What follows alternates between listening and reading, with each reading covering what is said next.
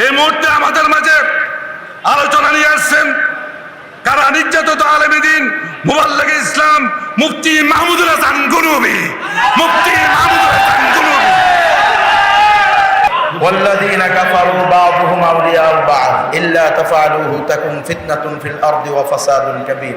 وقال رسول الله صلى الله عليه وسلم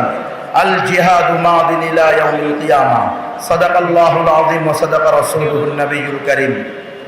সম্মানিত উলামায়ে কেরাম, প্রিয় হাজিরিন, বিশেষ করে বৃহত্তর নোয়াখালীর জনগণ, আল্লাহ পাকের দরবারে লাখ কোটি শুকরিয়া যে আল্লাহ তাআলা আজকে আমাদেরকে বিভিন্ন প্রকার জুলুম থেকে প্রাথমিক মুক্তি, আমাদের এই জীবনে আমরা বিভিন্ন জুলুম থেকে প্রাথমিক মুক্তির মাধ্যমে আজকে আপনাদের সামনে আলহামদুলিল্লাহ কারা বিজয়ী মজলুম আলেম, যিনি প্রায় 11 বছর 16 দিন জেল কেটেছেন।